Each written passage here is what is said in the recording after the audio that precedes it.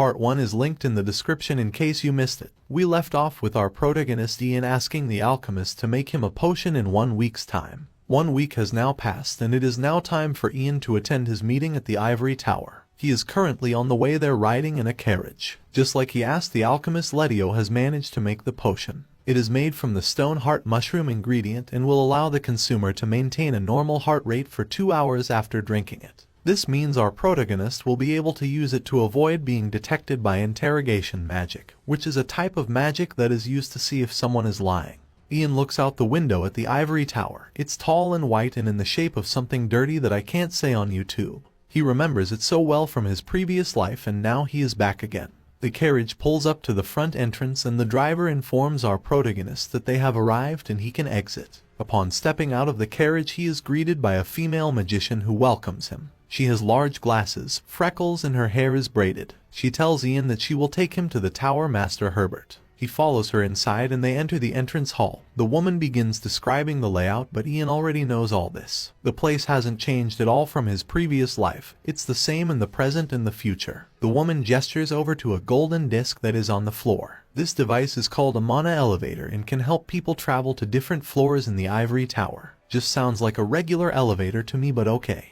The golden elevator is able to reach the top floor immediately, and is exclusively used by high-ranking magicians. The woman tells our protagonist to step on the golden disc. On the top floor he will find the Tower Master's room where high-ranking magicians will be waiting for him. Ian does as she says, and a beam of golden light shoots straight up. I guess it's not a normal elevator then. As he is traveling upwards, Ian pulls the potion out of his pocket and holds it up. He raises it to his mouth and throws it back like he's taking shots at a club. The effects will last for 2 hours from now. The elevator completes its journey and comes to an abrupt stop, the gold light still shining to the heavens. In front of Ian is a large door. This must be the Tower Master's room. He gets ready to go inside. Upon entering, the first thing he sees is the Tower Master Herbert. He greets our protagonist and thanks him for accepting the invitation. He tells him not to just stand by the door and to come and sit closer. Herbert isn't the only person here, and when Ian looks to his right he sees a bunch of other men, all with serious expressions like they aren't here to mess around. The scene is similar to his left, except instead of men there are women. He is told not to be scared or intimidated.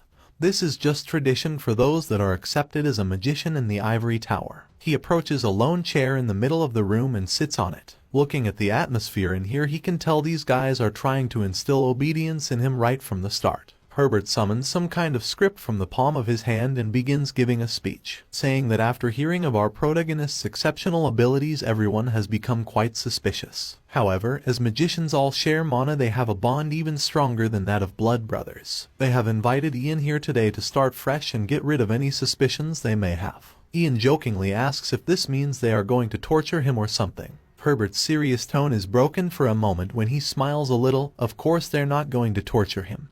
The Ivory Tower doesn't use such barbaric methods. They are just going to ask him some questions and he needs to answer them truthfully. Herbert's eyes glow blue as he activates his interrogation magic that can detect lies. They get ready to begin. Herbert and our protagonist sit opposite each other while everyone else sits on the sides. They're really going through this much effort to intimidate a 12-year-old. Herbert begins reading Ian's biography out loud. His full name is Ian Page, born in the year 488. His father's name was Pran and was a wandering adventurer. His mother Vanessa is a servant in the Lord's castle. The Tower Master asks him to confirm if this is all accurate and Ian nods. Some bald guy speaks up, asking what Ian's relationship is with the alchemist Letio. The light shines on his hairless head. Ian informs the baldy that his mother has a frail body, and he needed an alchemist that could constantly provide him with medicine. Someone else asks another question, wanting to know why he visited the old Ivory Tower in Part 1. He actually went to find a rare spell book, but of course he doesn't tell them this. He lies, saying that he heard a lot about the place and just wanted to check it out. A man in a green jacket brings up Cecilia, the spy from the Coldwood Empire that Ian helped capture in Part 1. Ian made up a story saying he witnessed Cecilia talking with another spy, and that she tried to kill him after he saw them. The man in the green jacket wants to know if this story is really true, as he hasn't been able to get Cecilia to confess to anything yet. Sweat drips from Ian's cheek. He lies through his teeth, saying the story is true. He can't tell them that he really knew she was a spy because of his previous life. The questions keep coming. It's like he's being interviewed by the police. An older woman wants to know if he has really never been taught magic by anyone before like he claimed. Usually people who possess magic power need to go through vigorous training at an academy to learn to cast spells. However, Ian was able to use fireballs, spirit summons, and even frost nova spells supposedly without ever being taught. The woman wants to know how something like that is possible, and she wants a real answer, not just something vague. Ian gets ready to tell yet another lie. Bro really put on his acting pants today. He says that the spells just appeared in his mind. All he did was imagine burning fire above his palm, and then one day it became a reality.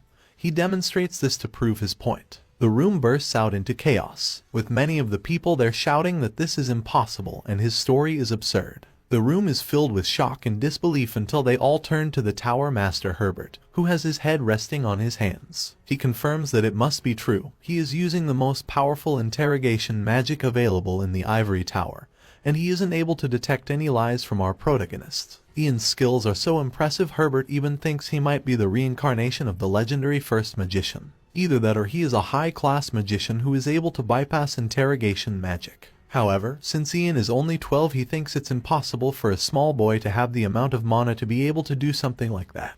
With his head still resting on his hands, Herbert just stares at our protagonist. Silence fills the room for a moment. The silence is broken when a woman with red hair stands up from her chair in a loud manner. Her name is Helene, and she yells out that this is stupid and everyone is asking such trivial questions. The others tell her to calm down, but she wants the truth. She marches right up to Ian with her hand on her hip. She asks him the question everyone in the room is dying to know. Who exactly are you? She wants to hear who he is from his own mouth. Just who exactly does he think he is to keep spouting these ridiculous statements? Ian knows Helene from his previous life. She really is that kind of woman. She was the youngest fourth-class high-ranking magician before Ian arrived. She's also very aggressive and temperamental. Her attitude has even earned her the nickname, the Woman of Fire. Ian decides to clap back at Helene's aggression, saying that everyone already knows who he is. It's all written in the text the Tower Master pulled up earlier. He begins reading from it. His name is Ian Page, and he was born in the year 488. He asks the woman if she knows how to read. Why would she ask such a stupid question? Of course, this makes Helene furious. She begins to bubble with rage, ready to teach our protagonist a lesson for acting so cheeky. Herbert stops the situation from escalating though.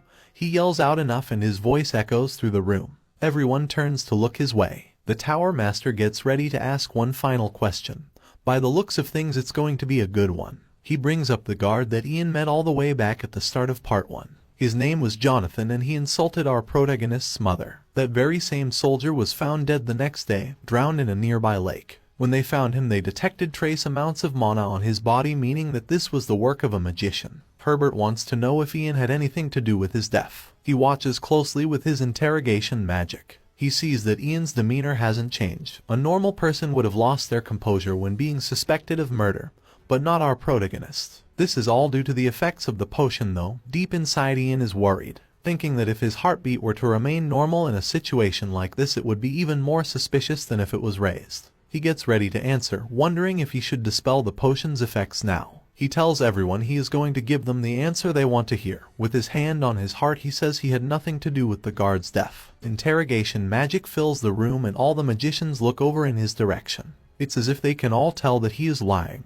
The Tower Master doesn't call him out on it and just asks him to confirm what he just said. Ian doubles down and a brief silence circulates the room. Herbert decides to leave it at that, thanking Ian for answering such a troublesome question. He says that the guard must have tripped off the bridge and drowned to his death by accident while drunk. Ian looks a little confused, unable to be sure whether the master knows that was a lie, and why he didn't call him out on it. Herbert moves on. He would like to finish up and eat a meal together, however there are still some procedures they need to do. The Ivory Tower has never seen anything like Ian's ability before. It's an unknown power that they have no knowledge of. That's why they need a method to test his skills that considers his mana capacity and growth potential. In front of Ian is an item known as a mana accumulator. You could say it's the driving force that moves most of the components in the Ivory Tower. It doesn't look like much because it hasn't been filled with mana. The more mana it is charged with, the more blue it becomes. Herbert asks Ian to approach the accumulator and inject all his mana into it so they can find out what his limit is. Ian approaches the large ball and rubs his hands on it. He knows the accumulator can be charged up to a third-class master's amount of mana, and so the safest option would be for him to charge it up to a second-class level. If he shows these guys the level of mana they are expecting, he can reduce the suspicions surrounding him.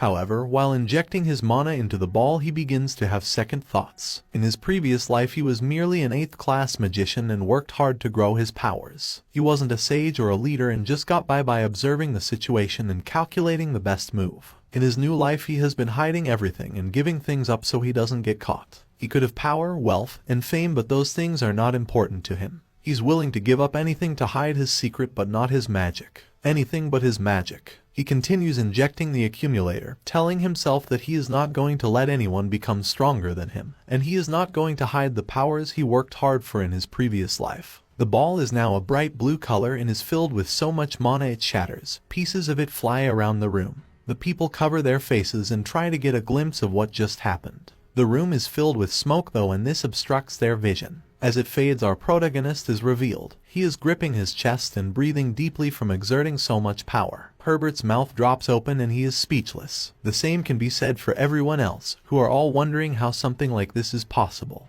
The redhead Helene bends over and picks a broken shard of glass up from the floor. She looks over to Ian. The limit of the mana accumulator was that of a 3rd class master's level. Since Ian broke the device, that must mean that his abilities are even higher than that. The last of the smoke begins to clear from the room and Ian recovers from his exhaustion. There's no going back for him now. They know how strong he is. Sometime later, all the other magicians go into a private room to discuss the situation. A fist slams down onto the table. All the rumors everyone has heard about our protagonist is true. He must be at least a 4th class master, meaning he is on par with everyone in the room except for Herbert the Tower Master. And when he said he didn't kill Jonathan, he was definitely lying. The Ivory Tower must learn to control Ian or they risk him becoming a very dangerous person. A magician suggests that they make him exempt from the Academy's admission, and instead focus on making him loyal to the Ivory Tower as quickly as possible. Herbert admits this would be harsh, but it would probably be best. It would be a waste of time if Ian joined the Academy, and his outstanding abilities would just make the other students feel out of place. Even the highest-ranked magicians at Ivory Tower were left bewildered by his abilities. Imagine how young students who have barely started to use magic would feel. Herbert says that whether or not he killed the guard is not important right now. As long as they have interrogation magic, he won't be able to lie to them.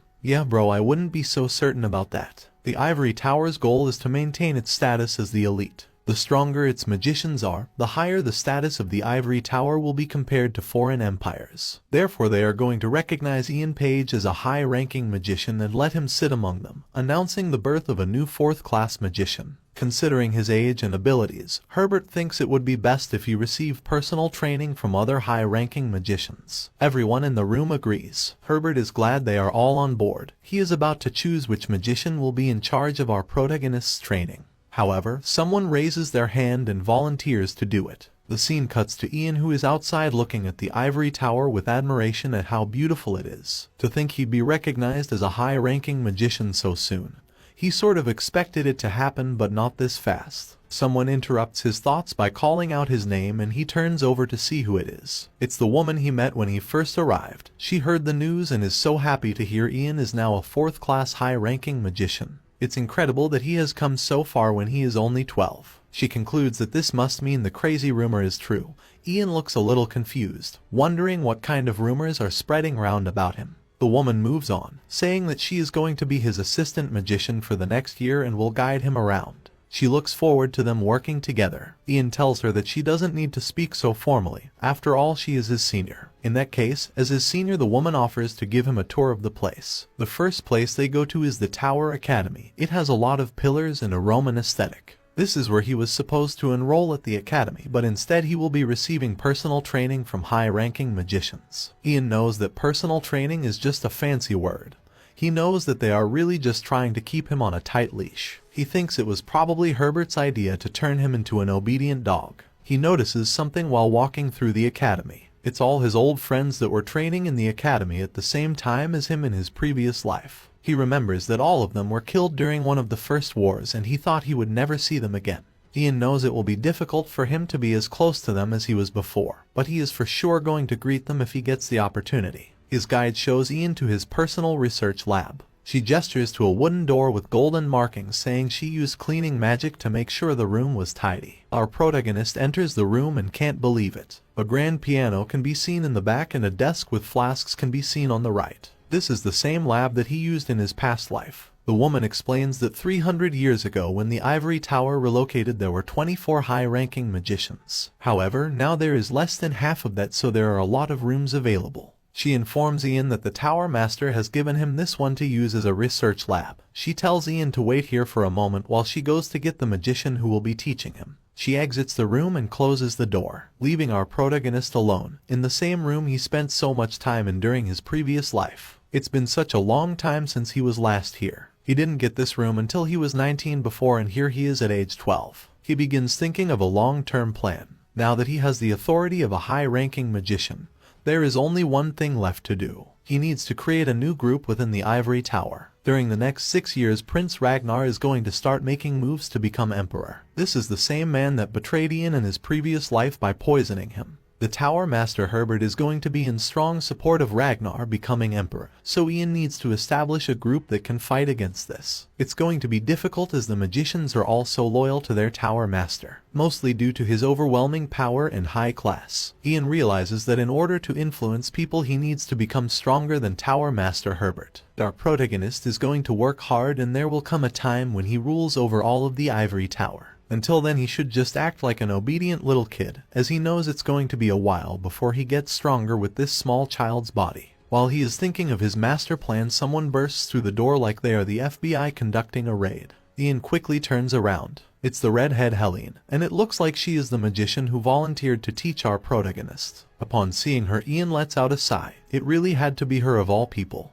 Helene enters the room and has a smile on her face, knowing she is about to have some fun with this. She greets our protagonist by calling him an arrogant brat. Ian just looks over annoyed, like he is already done with this childish behavior. Helene changes her mind, saying he isn't simply arrogant but is something way beyond that. She begins to approach, telling him how things are going to be. Things like basic mannerisms, history, and magic theory would have all been taught at the academy. However, the Tower Master wants our protagonist to learn all these things without attending the academy. The excuse he gave was that our protagonist would make all the other students feel discouraged or something like that. Helene uses her magic to flick a bunch of books from a nearby bookshelf. Saying that these things are all useless, she throws them to the ground. Doing lame things like that isn't her style, and she is going to let the old folks teach Ian about all that. Helene leans in close to Ian and mentions Cecilia, the spy from the Coldwood Empire that our protagonist caught in part 1. Helene remembers her from the academy. Cecilia was quite known in the field of magic combat, and given time she could have been on the same level as Helene. Yet she turned out to be a spy of all things, and was even defeated by a child. Ian just stands there still. He hasn't said a word since Helene entered and has just been listening to her gossip and insults. Helene decides that since she is going to be Ian's teacher, she should at least teach him something.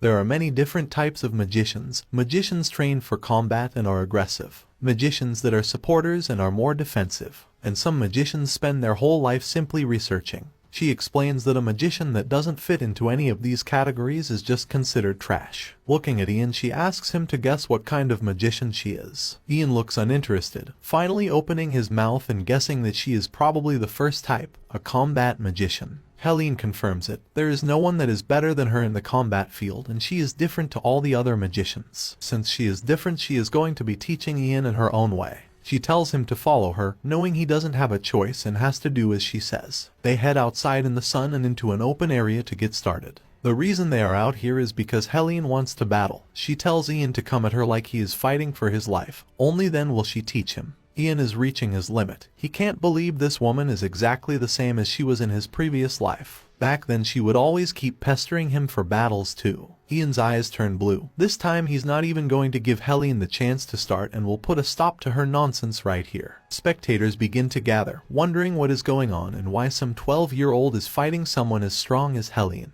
The redhead smiles at the crowd, already assuming she is going to win. Since she is the teacher, she says that Ian can make the first move. Ian removes a piece of clothing from his body and begins approaching slowly, asking his opponent if she is sure. Helene just scoffs, saying he shouldn't be getting scared now when he was so cheeky earlier. Ian can't wait to shut this woman up and the battle begins. He raises his hand and a blue glow appears. Helene thinks he is deploying some kind of barrier or shield. She laughs, saying that no matter what barrier he deploys, she will destroy it in an instant. Flames surround her, getting hotter and hotter as she prepares an attack. Ian uses an ice block spell that causes a shard of ice to wrap around his body and protect it. Bro has got to be chilly in there. Helene is unimpressed and walks right up to him, knocking on the ice. Is this really the best he could come up with? She wonders if he is intending to just sleep in there until his mana runs out. Ice block is the most powerful barrier that can protect magicians, but it causes magicians to go into a half-conscious state where they are unable to use any other magic. Helene shrugs her shoulders, thinking she was foolish to expect a decent fight from a child. Suddenly a sound begins to emanate and the ground shakes. All the spectators look around wondering what is happening.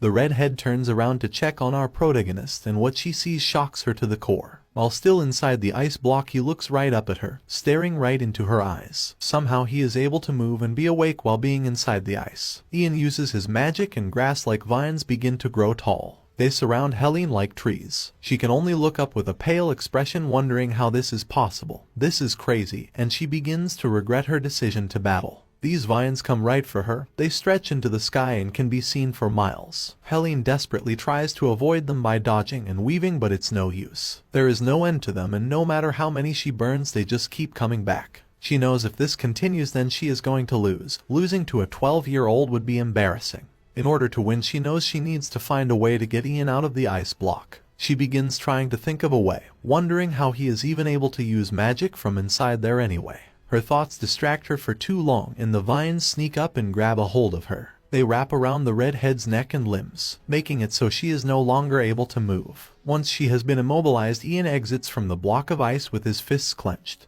All Helene can do is laugh and admit defeat. She heard rumors that Ian had the same abilities as the legendary first magician. It looks like they were right. She asks our protagonist to release her from these disgusting vines. However, Ian refuses, saying not yet. It would be a shame for the battle to end so soon. Helene appears a little frightened. She already admitted her loss, yet Ian is planning to do something else. Ian slowly raises his arm into the air with his palm facing behind him. The sky begins to crackle and dark clouds begin to form over the two of them. Helene gets desperate, begging him to stop. They were only supposed to be sparring, and it's all over now. Ian ignores her though. He summons lightning from the cloudy sky, pointing his finger down at Helene. Bro is ready to cook her like a chicken strip. The roar of thunder booms and a flash of yellow lightning comes crashing down. For a moment everyone expects the worst and watches with worried expressions. Many of the spectators have sweat dripping down their faces. It is revealed that the lightning missed the redhead and instead hit the ground right between her legs. She gasps while out of breath from the sheer panic of the situation. She's just thankful she survived and begins to calm down.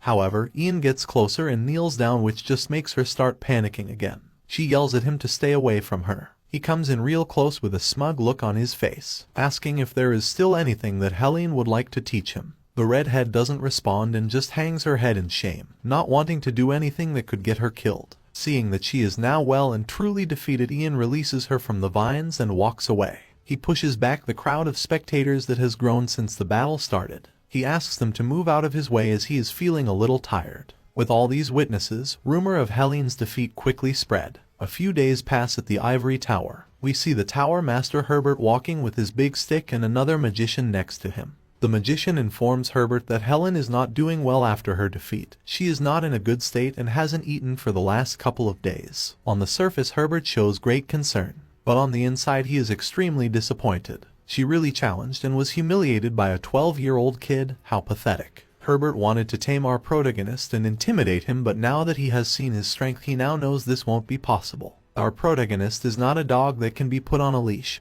He's a wolf, and it'll take a while before they can turn him into a tool they can use. Herbert continues walking and thinking about what he can do until he reaches his destination. He enters a room and greets someone inside, apologizing for his tardiness. The person he is speaking to is revealed to be Prince Ragnar, the fifth prince who became the emperor in our protagonist's previous life. The two were close friends until Ragnar betrayed him. Upon seeing the tower master has arrived, Ragnar closes his book and puts it down. He looks at Herbert and asks what information he has for him today about the popular magician Ian Page. It seems like Herbert has been informing Ragnar about everything that has been going on, and the two are planning something. The scene cuts to Ian's mansion on a bright sunny day. We see Douglas, the alchemist's son, all dressed up and ready to go somewhere. He calls out to his father. The alchemist Letio appears and is happy to see his son. It's time to head out. The two of them turn to our protagonist, saying farewell. It's time for Douglas to head to the academy for his first day of class. We see Ian, who is sitting down reading a book. He can't believe that today is already his first day. To think that the Imperial Alchemist Academy accepted him as the top of the cohort as soon as he registered. There's no doubt about it. He definitely has extraordinary talents and a bright future as an alchemist. Ian knows all of the subjects that are taught from his previous life and knows that Douglas is going to have a good time. Unfortunately, the same thing can't be said for Ian, who is sitting around with nothing to do for a while. He decides to get up and get back down to business. Ever since he returned, he has been working non-stop. Even though Ragnar hasn't made any moves yet, he knows he can't just sit around. Ian knows that if he wants to reach the same amount of power he had in his previous life, then he needs to strengthen this weak body. A maid enters the room with a letter on a tray from the Imperial Palace. Ian picks it up and sees that it is an invitation to some sort of special event hosted by Prince Haydn. He can't believe it and begins getting ready. That night he arrives at the location, still finding it hard to believe he was invited to an event like this. It is an unspoken rule that a magician cannot be invited to social events if they aren't born from nobility, yet here he is. Ian finds it surprising that Prince Haydn is hosting this event himself. In his previous life, when it came to interacting with the nobles, Prince Haydn always did so half-heartedly, and never hosted events for people of high statuses. Because of his lukewarm attitude, he lost his opportunity to enter the political world, and all of the empire's nobles turned their backs on him. Prince Ragnar was different though. Not only was he active in the kingdom's political scene, but he also made it a point to become friends with other nobles and make connections with them. This is ultimately what led to Prince Ragnar stealing the throne from his brother once their father had died. Ian doesn't know why Haydn is acting so differently now, but he doesn't care as it works to his advantage. Anything that can prevent Ragnar becoming emperor is good to him. Ian approaches the door and prepares to enter the event Haydn is hosting. The man at the door takes his invitation. Inside is a sight to see, marble walls and floors, with golden chandeliers and decor. They definitely didn't get this stuff from IKEA. All the nobles in the room look at our protagonist as he enters, chatting amongst themselves, probably wondering what he is doing here. It begins to make Ian a little unsettled. He was never one to associate with nobles in his old life. The awkwardness comes to a stop when Prince Haydn enters and everyone lowers their heads to show respect towards him. He appears on a nearby balcony looking down on everyone, wearing more pieces of clothing than I can count. Haydn thanks everyone sincerely for gathering here tonight. As everyone is probably aware, he is hosting this banquet on behalf of his father, the Emperor. Normally he would do the opening speech first, but before that Haydn would like to take this opportunity to introduce everyone to a special guest. Ian appears a little flustered, wondering if he is talking about him or not. Haydn continues, this person is someone he took the time to personally invite, and he is the youngest fourth-class high-ranking magician in the Ivory Tower, an honored guest from the Mogrian territory in the north. Ian Page. Upon hearing his name, a smile appears on our protagonist's face. The prince invites him to come over, and so he does. Haydn tells him that the sole purpose of this event was so he could introduce Ian to everyone. Upon hearing this, Ian seems a little confused. He thanks the prince for his graciousness, though deep inside he knows this was probably all just a ploy, so Haydn could show the nobles that he has a powerful magician on his side. The event probably wasn't even his idea, and the emperor probably forced him to do this. Haydn continues speaking about our protagonist's many accomplishments. To think that Ian managed to take up a high-ranking position as soon as he arrived at the Ivory Tower. The prince can only imagine the looks on the snobby magicians' faces. He admits that when they first met back in part 1 he wasn't very impressed, and wondered why Lord Marcus put so much effort into such a filthy child. He had no idea Ian would turn out to have such outstanding abilities. He admits that he was ordered to host this event by his father, however he is glad that he did. Ian doesn't know what to say. Dude really just insulted and complimented him in the span of a couple seconds. Haydn turns around and tells Ian there is someone he wants him to meet. He gestures to a shadowy figure to his right. When our protagonist sees this person, his eyes grow wide and he becomes even more speechless. The person is Haydn's sister, Princess Harry, who Ian saw secretly practicing magic in part 1. She introduces herself and says that she is well aware of our protagonist's reputation, as he is quite famous in the Imperial Palace. The princess is shining so brightly like a star that Ian can barely look her in the eye without going blind. Harry states that unfortunately she doesn't have long to talk today, but she invites Ian to another event as she would like to hear all about his other accomplishments. Ian tries to tell her that he only has boring stories about monsters or magic, however the princess insists. She finds magic interesting and would love to talk more about it. She tells him that she will send a letter with more information on it, and for now he should just enjoy the rest of his night. She walks away with the prince. Ian watches her leave, noticing she looks completely different to when he saw her practicing magic earlier. Her clothes are more regal and her hair is covered in flowers. She's really beautiful. Prince Haydn seems nervous, but that's to be expected, as he is fulfilling his responsibilities as the host, talking with guests, and making sure things are fine. Ian decides it's time for him to leave. There is nothing more for him to see or do here. He walks past the nobles who are all dancing and heads for the terrace. While exiting, he sees a familiar face to his right. It's Oliver, the captain of the Second Knight Imperial Order. However, instead of wearing his usual armor, he is in a fancy new suit.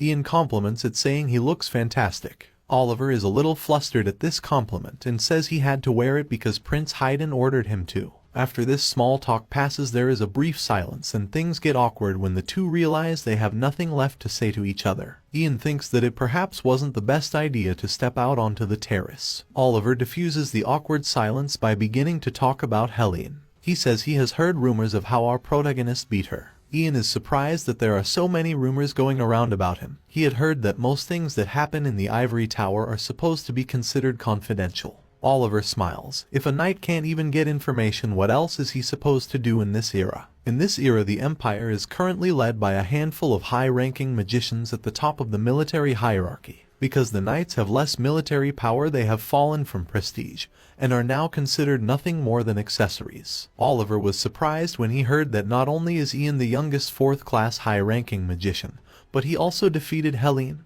the Woman of Fire. If he's honest, he sometimes wonders if Ian is really that young.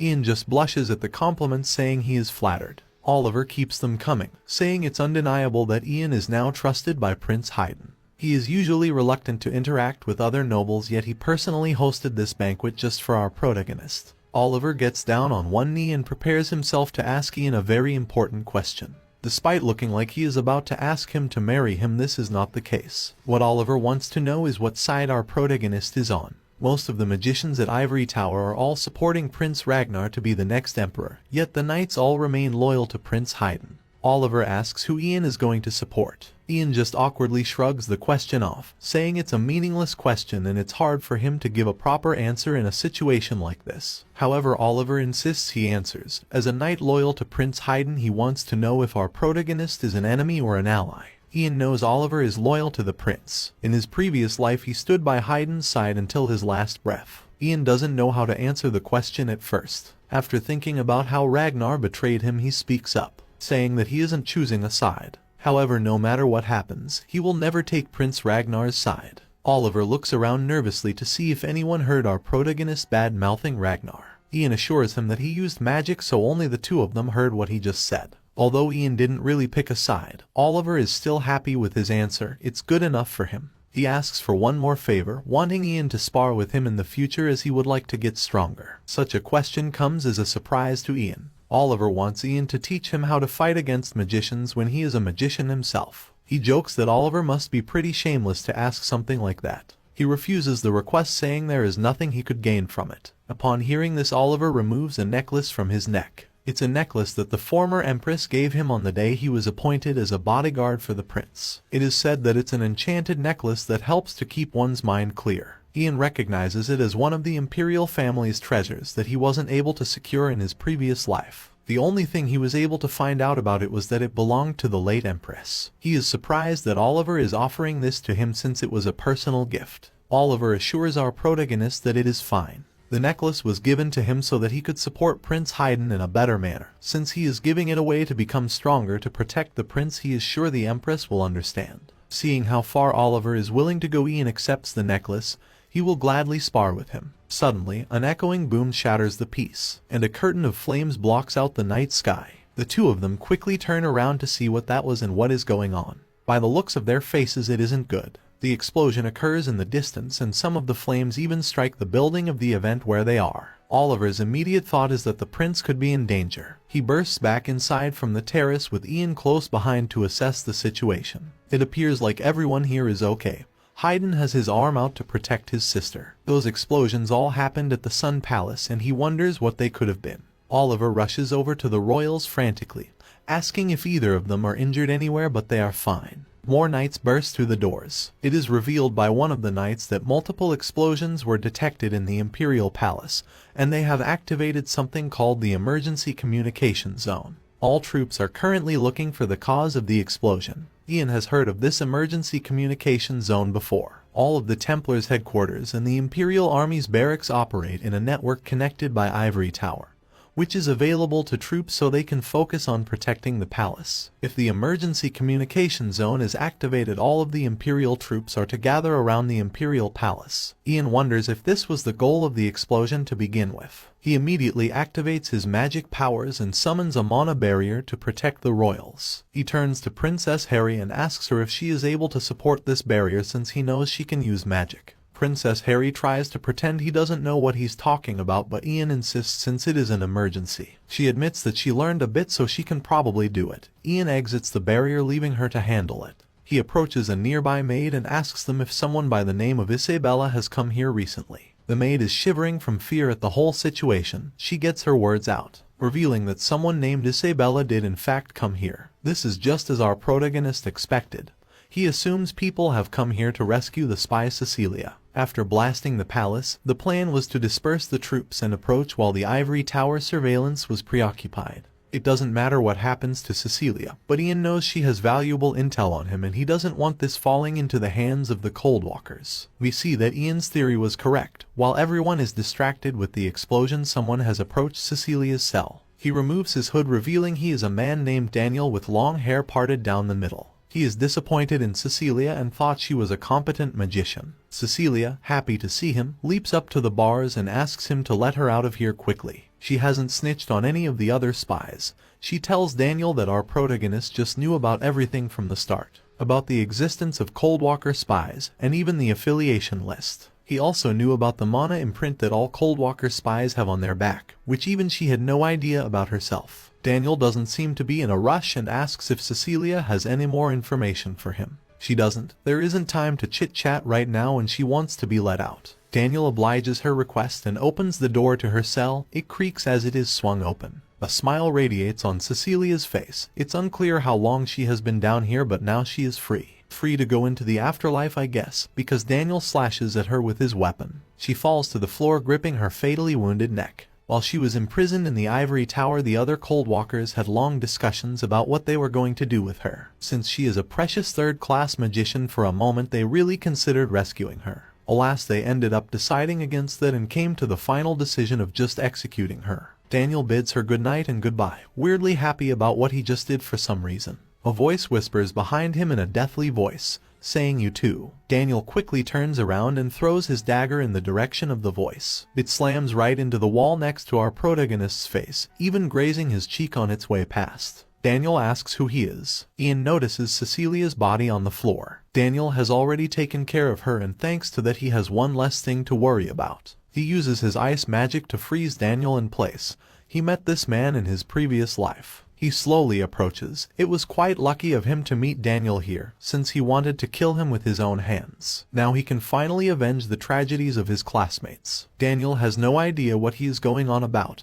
He's never killed any of our protagonist's classmates. Clearly he hasn't yet, but Ian knows it is bound to happen in a decade. His ice grows and grows, moving up the spy's leg and wrapping itself around his entire body. Ian has made a decision since coming back to the past. A decision that he is going to put everything back where it was. He taps on the ice and it shatters into 1,000 pieces. Daniel falls to the floor with a thud, frozen and presumably dead. Even defrosting him can't bring him back. Ian waves his hand on the back of his neck to reveal that he also has a mana imprint. He knows this will be sufficient to use as an excuse. Magicians come around the corner after hearing suspicious noises. They can't believe what they see. Ian stands, and on the floor beneath him lays Cecilia and Daniel, both dead. The Coldwalker marking glows on their necks. The scene cuts to the Emperor, who slams his fist down onto his throne. 2 people have already disappeared from within the palace. He is talking to Herbert, the Tower Master. From the palace maids to the secretaries, everyone is in danger. He wants to know what the Ivory Tower is doing while these scumbags are just walking around,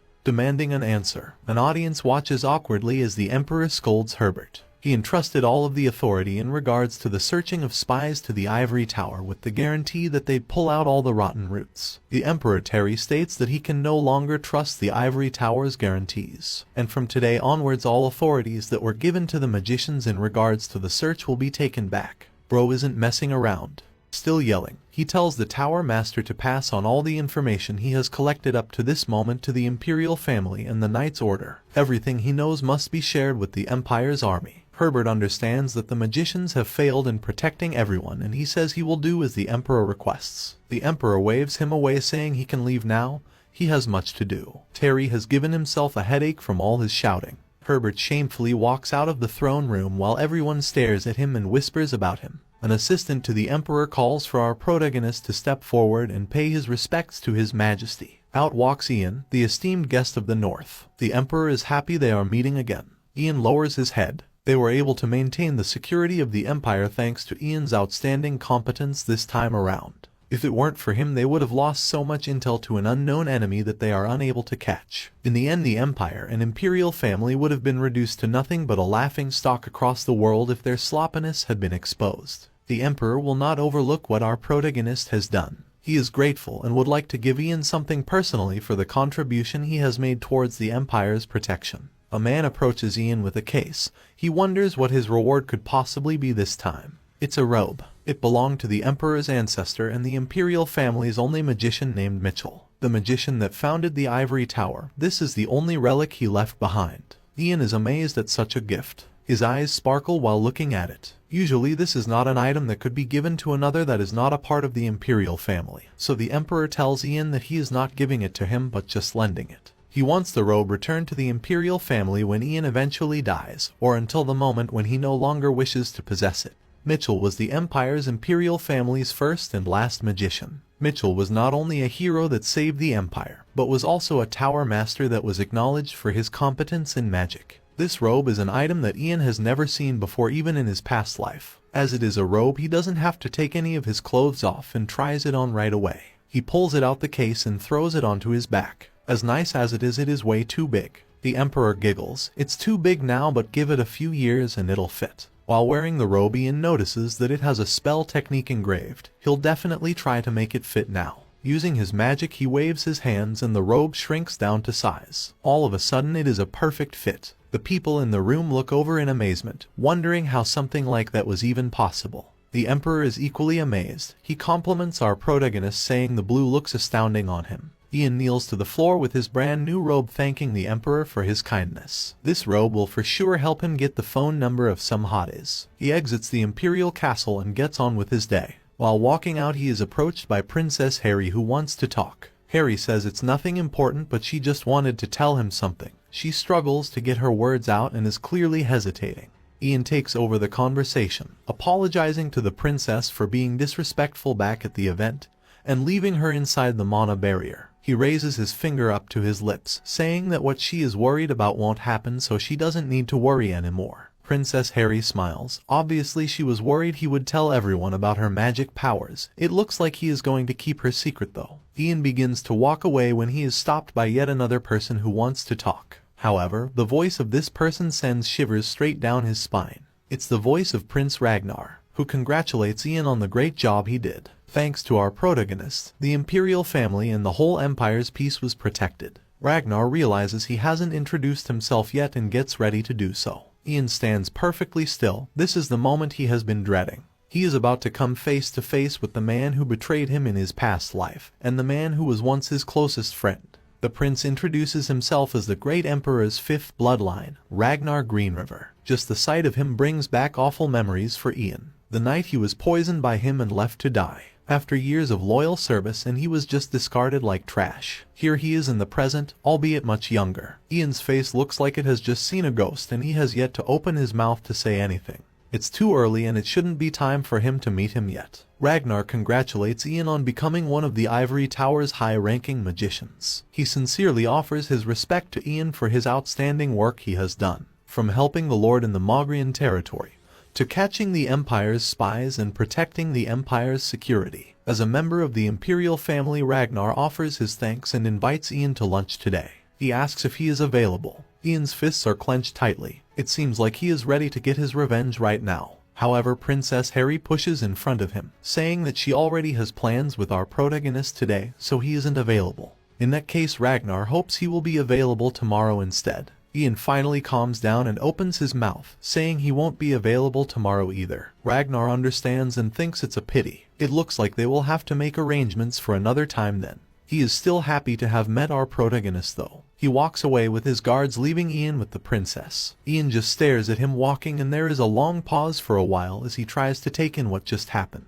Princess Harry apologizes for interfering in their conversation. She was on autopilot and didn't even realize. Ian assures her it was fine. He takes one last look at Ragnar before he leaves his field of vision. He met him 2 years earlier than he did in his previous life. He's still nothing but a brat that needs to hide his ambitious heart. Ian makes a vow that he will make sure his plans are hidden from Ragnar, until Ian has gathered an extremely powerful force and until Ragnar is no longer able to do anything. He will make sure he ultimately falls into devastation and meets his tragic end. The story jumps forward a whopping 5 years into the future. It is still set at the same place. In the Imperial Castle we see Prince Haydn, who is reading a book. However, he cannot understand a single thing. Can't they just write these things in an easier way to read? Who wrote the books in such a way that is so difficult to understand? Another man approaches with a whole other stack of books. He informs Haydn that the book he is reading was written by the first ever emperor himself. As heir to the throne, he advises Haydn to become familiar with it. It contains the knowledge of how you should behave and rule as an emperor. Haydn looks at all the books around him, depressed that he has to read and study all of them. The books don't end there though and keep piling up. He needs to learn about the empire's history, philosophy, economy, politics, and etiquette. At least there's no algebra, I guess. Haydn lets out a sigh, telling his teacher that there is no way he is going to read all these books today. He turns to the knight next to him, asking if this is the last day of training between Captain Oliver and Ian. The knight says that he is right. Haydn takes a moment to daydream about what they must be doing. He is stuck behind this desk while they are probably in the middle of an intense fight right now. He slams his hands on the table and stands up. He's not doing any reading and wants to go and see them fight. It's been a while. The scene cuts to the training ground of the 2nd Imperial Knight Order headquarters. We see the Knight Oliver, who has been spending all this time practicing his sparring with our protagonist. He readies his sword, as this is the last day he wants to give his best. A bunch of ice crystals shoot off in his direction, presumably from our protagonist. Oliver charges forward while bobbing and weaving between them. The ice crystals stab into the ground behind him. He comes to an abrupt stop when something begins to shoot out of the ground in front of him. Sweat drips down his cheek as he is in deep focus. More of these things shoot out of the ground, but Oliver keeps moving, trying his best to avoid them. He can see the shadowy outline of his opponent in the distance, and he is getting closer. He leaps into the air and begins jumping between the objects that are sticking up like large rock spikes. He eventually clears them and lands on the floor.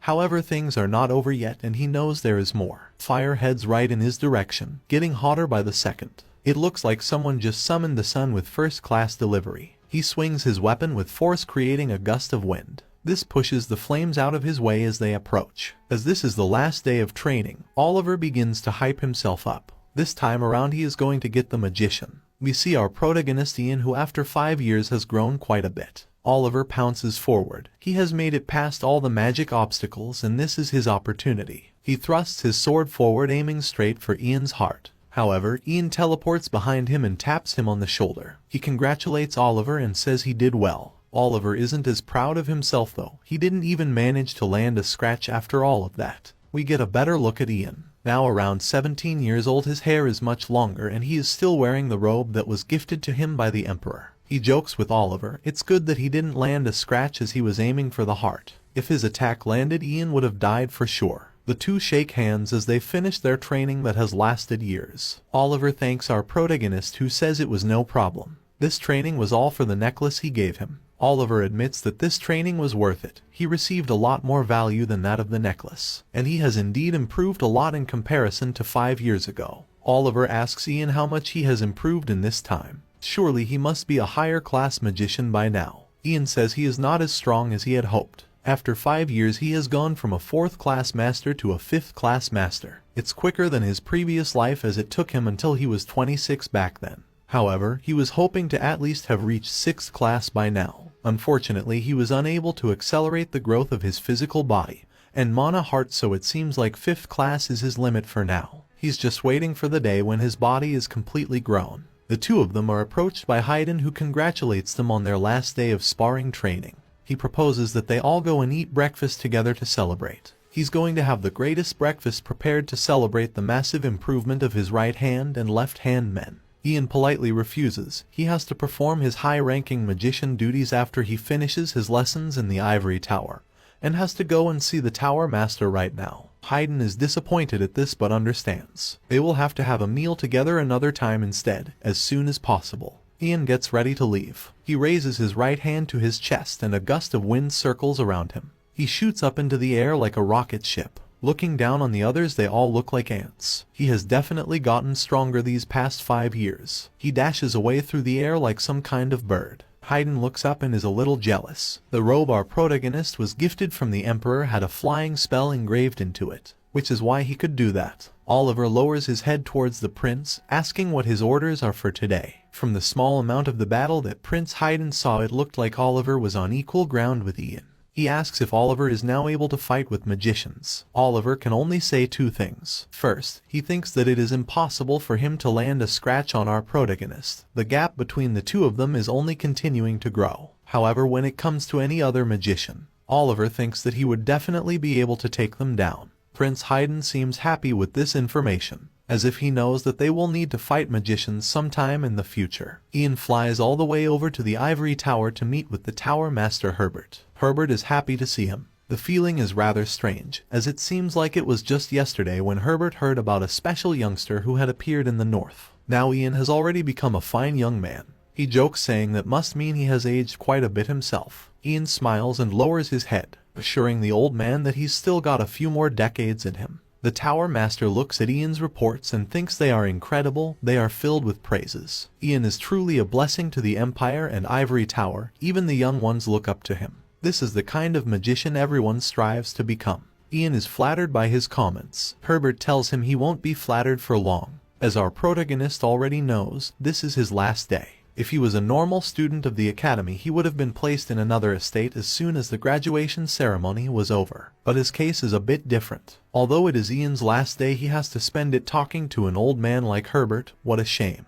Ian assures him that it is not a shame and is instead an honor. Herbert is thankful for his kindness, even if those were empty words. He reaches over to his side and removes something from a box. He congratulates Ian for carrying out his duties and becoming a full-fledged magician, handing him some kind of metal rectangle with a cross on it. Using this, Ian may now have soldiers and local residents in any area that he pleases. Herbert is sure he will make good use of it. Ian looks up, wanting to know if there are any places that need high-class magicians. There are more than he can imagine, though. They have lost a lot of magicians. With Helene gone, they are more desperate than they have ever been. Herbert doesn't want to pressure our protagonist, but he could really use his help. There is lots for him to do. He is practically the most skilled magician of the Ivory Tower, so he will have much responsibility. But since this is his first time, Herbert says he will let our protagonist choose. He waves his hand and 3 blue texts appear in front of him, each with a different estate on. The first is Lord Meyer Estate, which contains the largest port city in the Empire. Next is the Benson Estate, the estate that produces the largest amount of iron.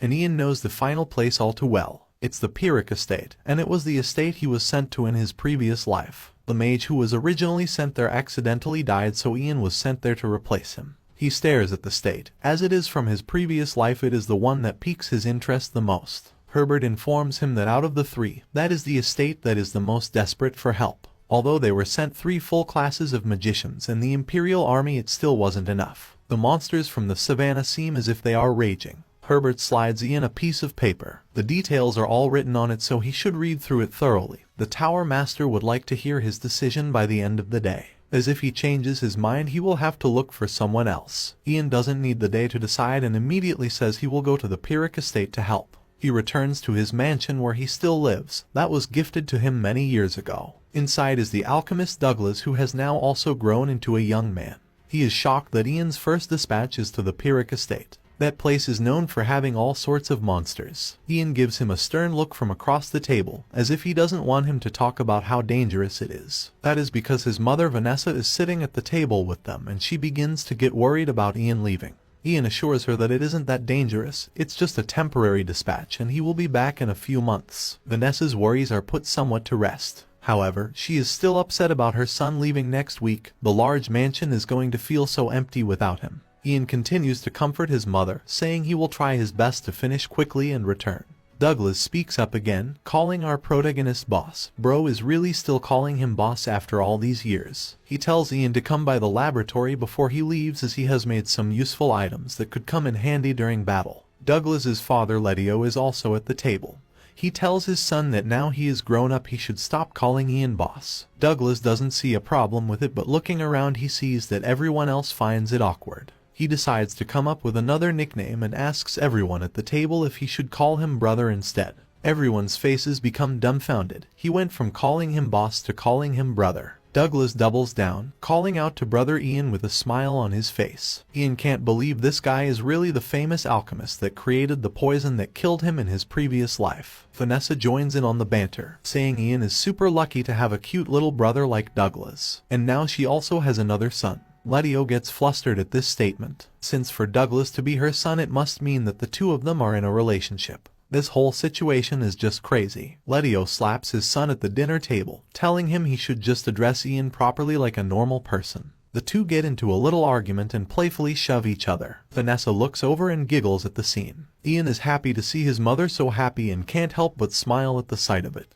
He looks around the table at everyone, realizing he has got himself a nice little family here, and everyone seems to be having a good time, which is a lot different to his previous life where the parents both ended up dead and Douglas ended up bitter. It's a wholesome moment. Ian ends the arguing by telling Douglas he can call him anything else but brother. The next week goes by pretty quickly, and it is now almost time for Ian to leave. He is talking to Letio, who asks when he is going. Ian says he just has to drop by the ivory tower first and bid farewell to the tower master, then he will head for the Pyrrhic estate. He begins explaining to Letio how to work the mansion's security systems. However, Letio just laughs and says he already explained them yesterday, so there is no need. There is no need for our protagonist to worry, and Letio will protect the mansion and Vanessa with his life should anything happen. Douglas rushes over to the two of them, screaming brother. When they look at him with stern expressions, he quickly changes back to using the nickname boss. Douglas hands Ian a red potion known as a harp elixir. It's one that his father makes, however this one Douglas made all by himself. He leans over to whisper into Ian's ear that this one is probably way better than any his father makes. Ian thanks him for the gift and looks at him, finding it hard to believe how much he has grown. There are 3 years left until Douglas graduates from the Imperial Alchemy Academy, yet he has been ensured the position of an Imperial Alchemist through his own talent. Ian holds the elixir in his hand, confident that if Douglas made it then it must have great effects. Right before he leaves, his mother rushes out with a large box filled with food. She hands it over to her son for him to eat. She made a lot. In the first section is food he has to eat today, and the rest is dried food which can be stored for a long time. She even made him his favorite bean pie that he loves so much. There's really nothing better than your mother's cooking. Vanessa leans in to hug her son goodbye, telling him to make sure he stays safe and to make sure he eats 3 meals a day. Ian is happy and grateful to still have his mother around. She died from illness in his previous life, yet in this one he has managed to keep her alive. After they hug, he tells her not to worry about him and that he will be back before she knows it. He hops into the carriage and it begins riding off to Pyrrhic estate. Everyone stands and watches as our protagonist leaves for the next few months. Ian looks back at them, hoping they will all be okay while he is gone, especially his mother, who he worries about a lot. He trusts that she will be safe here even if he isn't around. The mansion is protected by the royal family in a city with high security. Ian also has security installed in his mansion that can only be activated by his mother, Letio, or Douglas. It is known as the Mana Trap. That level of security will be able to eliminate most threats. It's been 25 years since our protagonist was last at the Pyrrhic estate in his previous life, yet here he embarks on a journey to return again. We see rocky cliffs and a battle going on down below. Wooden watchtowers are dotted around the battlefield. There are green goblins and orcs that are charging forward, and they are being held back by knights. One in particular has red hair and a scar on his cheek. He orders his men to bring him the heads of the enemies. They shouldn't even think of dying before they are successful. The knights do as he says, running forward with their swords in hand ready to slay some monsters. There's too many though, and someone arrives on a horse, informing the redhead that the rearguard has been attacked by orcs who have climbed over the mountain. This is not good news and the redhead knows it. Those orcs were supposed to be at the front line, yet somehow they managed to reach the rearguard. He begins making orders to his men. Sections 2 and 3 should stay here with the magicians to protect the front gate. Section 1 should follow him over to the rear. He climbs atop his horse and gestures forward with his sword. It's time to kill some orcs. The horses gallop away. Their hooves pound on the floor like a heartbeat thumping. Orcs aren't intelligent creatures, but they move systematically. Experienced knights would be able to defeat the orcs, but they can be very threatening in the rearguard, which is fully composed of inexperienced volunteers. The redhead charges forward as fast as he can with his men, hoping to reach the rearguard in time before it falls to the villainous orcs. It's going to be tough, and they have probably already lost countless men to the monsters. Part 2 ends here. I was extremely grateful for all the support on Part 1, and if you can do the same to this video, I will make a Part 3. Please like the video and comment the word night. Also consider subscribing so you don't miss the next upload. Thank you and take care.